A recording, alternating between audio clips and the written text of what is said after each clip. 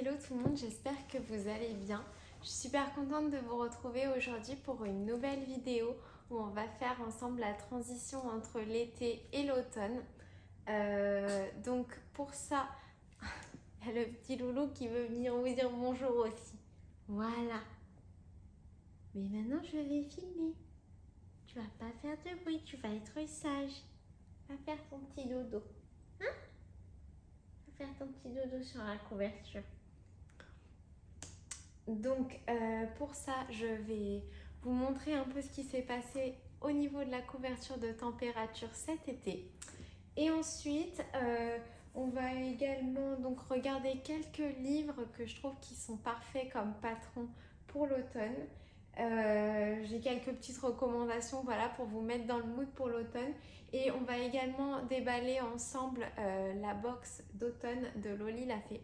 J'espère que cette vidéo va vous plaire. On va commencer tout de suite par la couverture de température. Donc là, voilà, elle est absolument immense. Donc je ne vais pas pouvoir vous la montrer entièrement à l'écran tout de suite. Alors, je peux essayer quand même de me lever. Voilà, elle est vraiment très longue. Je vous mettrai sur le côté des petits films que j'ai fait pour qu'on la voit en entière, un peu mieux. Sinon, donc, la dernière fois que j'avais filmé, on s'était arrêté à peu près vers là. Et donc là, voilà tout ce qui a été ajouté. Donc, je vais le plier pour vous le montrer.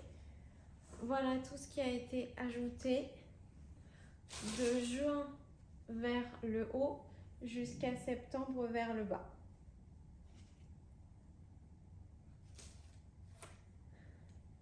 Ok. Donc comme vous pouvez le remarquer, donc on a eu une période assez chaude ici.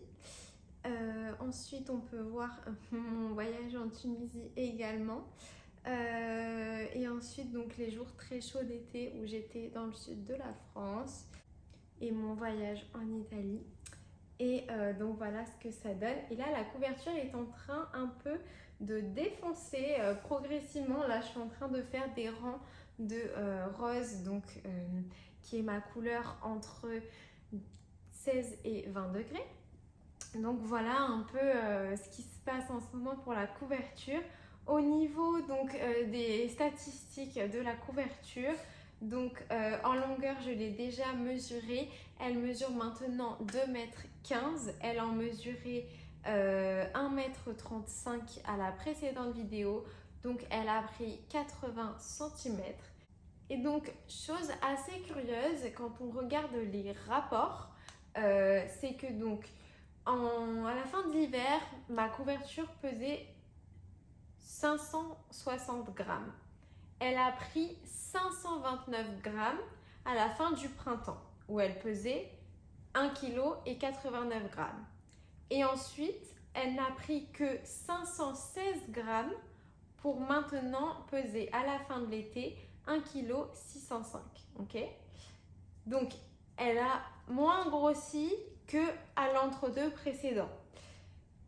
Suivez-moi bien parce qu'il y a beaucoup de chiffres, mais en longueur, donc à la fin de l'hiver, elle mesurait 65 cm.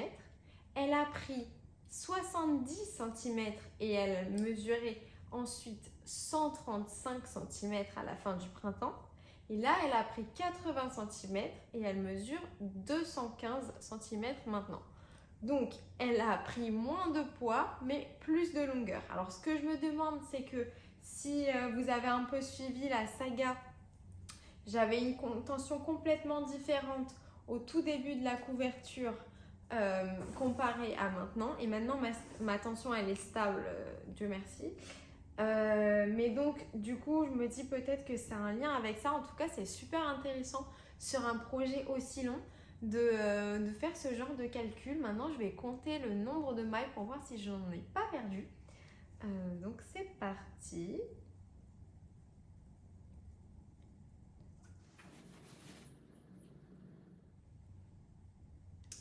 Donc j'en ai 72. Donc encore une fois,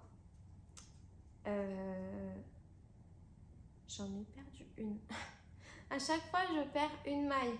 Donc il va falloir que je fasse quand même attention à ça parce que sinon, ma couverture, non seulement elle va avoir un espèce de trapézoïde en bas, une espèce de petite jupe là où ma tension était beaucoup plus lâche que maintenant, mais en plus elle va aller un peu en rétrécissant. Peut-être que c'est une erreur de comptage, mais là je vais pas recompter. Franchement, je m'inquiète pas trop, c'est qu'une maille. Et en fait, comme je compte uniquement, je sais pas réellement comment on compte les mailles au crochet. Et moi, ce que je compte, c'est pas donc ce qu'il y a sur la tresse tout en haut, c'est à chaque fois les petits arceaux dans lesquels je crochette. Donc je pense que peut-être que c'est ça qui fait que j'ai pas toujours le même nombre de mailles. Je m'en fais pas trop pour ça.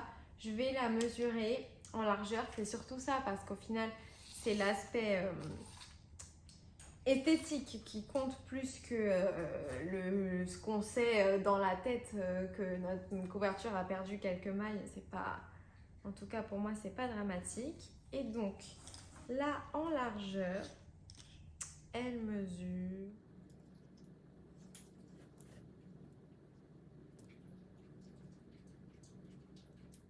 Elle mesure 114 cm.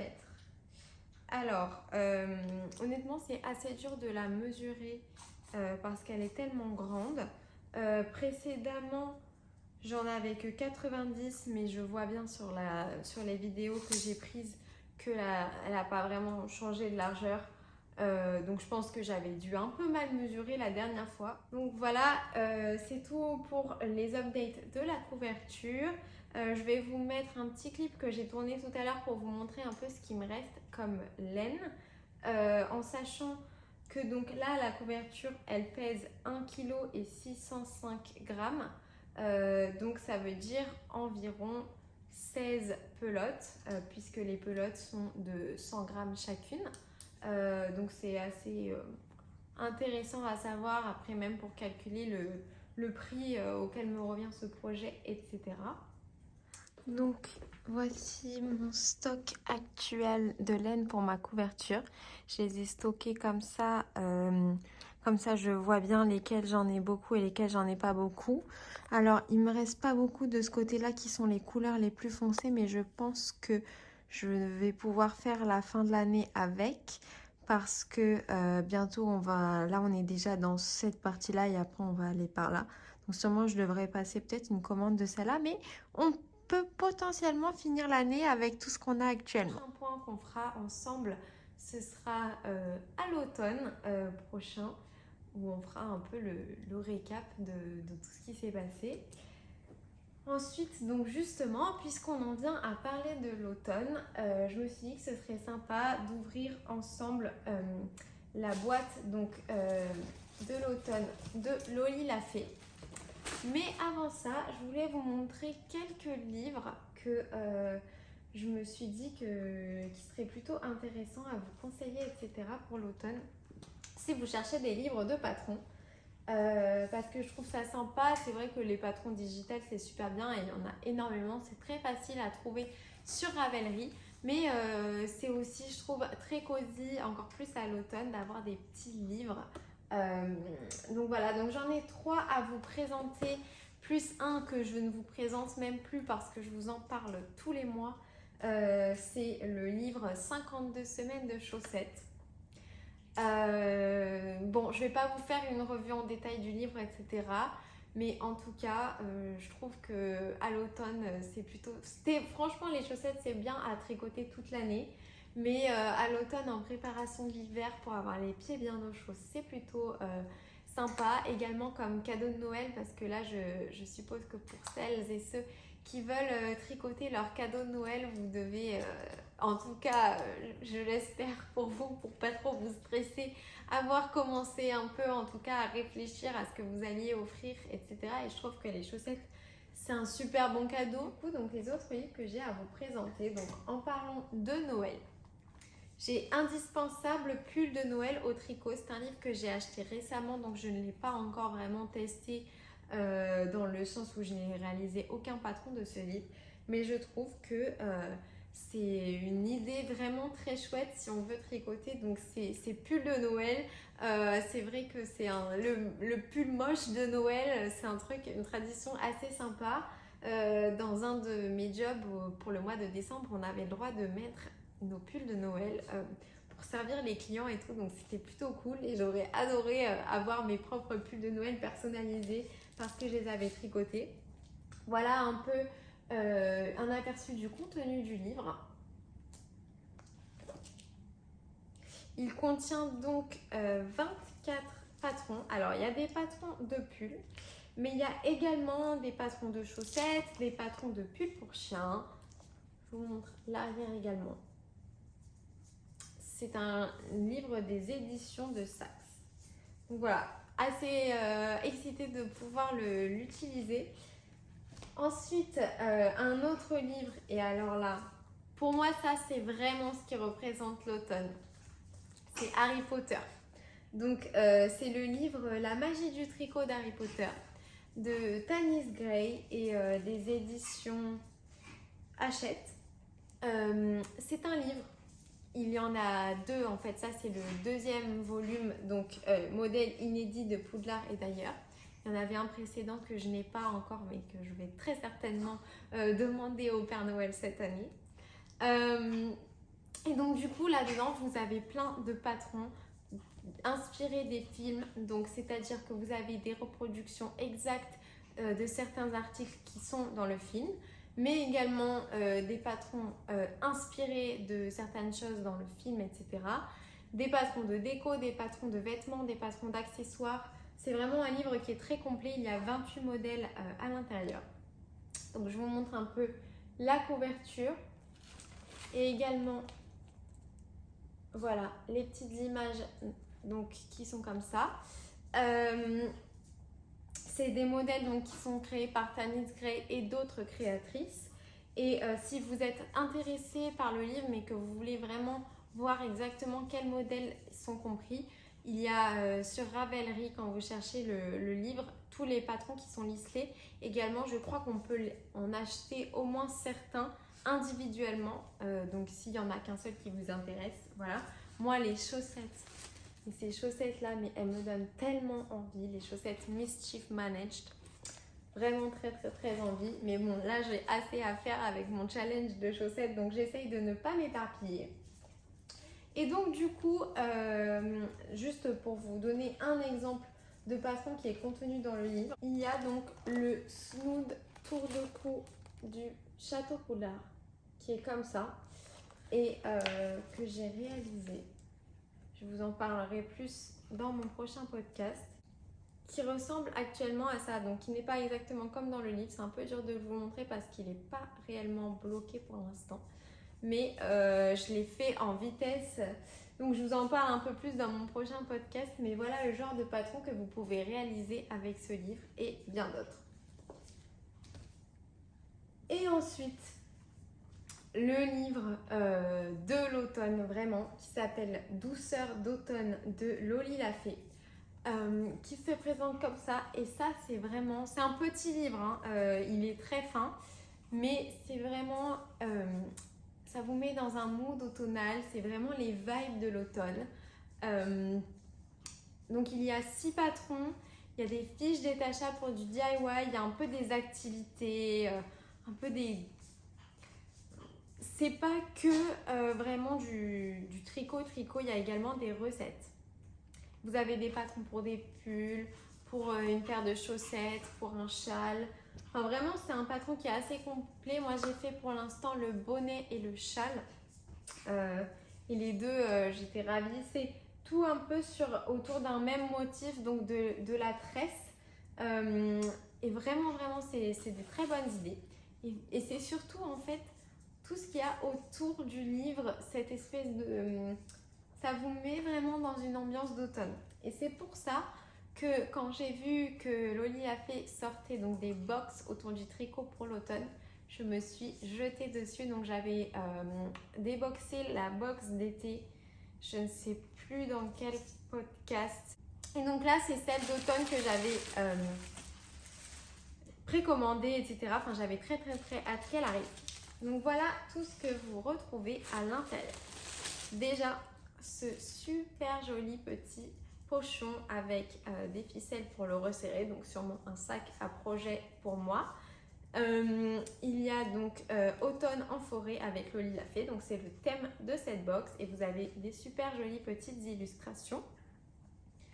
Ensuite, vous avez donc tout le récap de ce que vous retrouvez à l'intérieur, un peu des explications et un fascicule pour le Ch'ti Bazar où je suppose qu'elle sera présente. Parce que moi, ça me dirait bien d'y aller, tiens, en novembre. Bref, c'est pas le sujet. Ensuite, donc, dans les choses vraiment qu'on reçoit avec la box, on a ce superbe plateau avec un imprimé peint qui est réalisé à la main par Atelier Camelire. Voilà, c'est un truc artisanal. Il était très bien emballé, mais toute la box, j'étais trop curieuse et j'ai déjà tout ouvert. J'attendais un peu avant de vous montrer pour pas spoiler les gens qui l'auraient potentiellement prise aussi. Mais donc, je le trouve trop mignon, ce petit plateau. Ensuite, on a la cocotte pour le tricot. Donc ça, c'est... falloir que je la fasse, mais je trouve que c'est une trop bonne idée. Par exemple, si vous tombez sur le 5 qui est mon chiffre porte-bonheur, il y a écrit « J'ai le droit à un nouveau caston ». Donc, good to know. Je me ferai une joie de faire un nouveau caston si je tombe sur ce truc-là quand je jouerai à ma cocotte. Ensuite, vous avez une jolie petite carte illustrée. Vous avez le cacao à boire, donc c'est du chocolat chaud, un peu de crème de marron, des étiquettes alors en cuir, toujours de Camelire. Et donc le plus important, c'est bien évidemment la laine et le patron, hein. Ne nous laissons pas trop disperser. Donc là, la laine, c'est une combinaison donc, de deux types de laine différents dans la même couleur. La couleur s'appelle Hérisson, je la trouve splendide. Et donc, on a du Merino Superwash, Merino Fingering, et du mohair soie, donc 72% Fine Kid Mohair et 28% soie de mûrier. Voilà, magnifique. Donc, on a 2 pelotes de chaque, donc 4 pelotes en tout dans la box. Et c'est pour réaliser, si on le souhaite, hein, le col qui est juste là, qui s'appelle le col bretelle. Et donc, j'ai jamais fait ce genre de patron, mais en gros, vous avez donc un col roulé et ça descend à peu près jusque là. Et pareil dans le dos, mais il n'y a pas de manche. C'est ouvert en fait sur les côtés, ça fait juste des pans de part et d'autre. Honnêtement, le patron, c'est pas forcément ce qui m'a... Je savais pas, en fait, c'est une surprise hein, quand on reçoit la box, mais le col, c'est pas forcément un patron auquel j'ai déjà pensé réaliser. Je me suis dit, tiens, là, j'aimerais bien avoir un col et tout, je vais m'en tricoter un. Après, je vais quand même le faire éventuellement quand j'aurai du temps, parce que je pense que, oui, le fait de l'avoir, ça me permettra peut-être de découvrir l'utilisation de ce genre de pièces tricotées, parce que j'en vois beaucoup qui sont très jolies, mais je me dis, en fait, j'aimerais avoir un full pull. Donc après, je me dis, pour un cadeau, c'est super bien, parce que comme quand on n'a pas toujours les dimensions de la personne, au moins, bah là, le col, ça va à peu près à tout le monde. Mais après, les gens, ils peuvent se dire, mais qu'est-ce que c'est? Parce que c'est pas un article, en tout cas, moi, que j'ai l'habitude de voir beaucoup dans le commerce, etc. C'est aussi mieux comme cadeau parce qu'il y a moins à tricoter, donc si on est un peu pressé par le temps, etc. Et je suppose que c'est un avantage quand on a par exemple une veste qui est très serrée et qu'on veut un peu se tenir chaud, genre le plastron, etc. Mais qu'on veut pas mettre un full pull parce que la veste elle est vraiment serrée. Mais moi j'ai des bras super fins, donc ça m'arrive vraiment rarement de ne pas pouvoir mettre un pull sous ma veste. Mais bon, voilà, surtout si vous avez trouvé que le col c'était absolument génial et que vous rêvez d'avoir des cols, etc. Dites-moi un peu pourquoi, peut-être que ça m'inspirera. En tout cas, je trouve le patron super beau hein, en lui-même, c'est un joli point. J'ai hâte de le réaliser et je vais le porter, etc. Mais c'est vrai que c'est pas un truc où je me dis tiens, je vais me faire un col, j'ai trop besoin d'un col. Et également dans ma box, j'avais un pompon parce que je voulais la livraison gratuite, donc j'ai rajouté un truc à ma commande. Et ça, le pompon, c'est sûr que je vais l'utiliser parce que s'il y a bien un truc que j'apprécie comme petit accessoire au tricot, ce sont les bonnets. Donc je le trouve trop mignon. Voilà. Et enfin, j'ai une laine à vraiment vous recommander si vous aimez un peu les ambiances d'automne halloweenesque. Déjà, je vous conseille d'aller voir Arco Iris. Et si vous voulez voir un peu ce qu'elle propose en vidéo, j'ai filmé un haul l'année dernière où je présente beaucoup de laine vraiment assez dans le thème des Harry Potter, etc. Mais là, celle que j'utilise actuellement, c'est la Wizard Wiz, donc le kit chaussette. Donc c'est ces deux coloris-là. Et alors, j'en ai tricoté que très peu. Mais regardez-moi comme c'est trop joli. D'ailleurs, j'utilise des petits protège-pointes, alors qui ne protègent pas du tout mes pointes parce qu'ils sont trop grands, mais qui empêchent mon tricot de s'échapper, qui viennent de l'atelier du fil en forme de renard, qui sont également très automne. Mais vraiment, regardez-moi la beauté de ces couleurs, quoi. Et c'est carrément les couleurs d'Halloween, hein. Moi, j'ai fait un pull dans ces couleurs-là et tout, j'adore ça. Donc ça, c'est inspiré de Harry Potter. Donc le meilleur combo, c'est de tricoter les objets d'Harry Potter du livre que je vous ai présenté avec la laine d'Arco Iris Yarn Harry Potter. Comme ça, vous êtes à fond dans un mood d'Harry Potter. Mais elle a également d'autres geeks trucs si vous n'êtes pas trop fan de Harry Potter. Moi, évidemment, j'ai utilisé également ces laines Harry Potter pour tricoter mon tour de cou de Poudlard, pour vous donner un petit exemple. Donc j'espère que vous avez bien aimé ma vidéo et je vous remercie en tout cas de l'avoir regardée jusqu'à la fin. Et je vous dis à la saison prochaine pour le prochain point en transition de l'automne à l'hiver. Bye!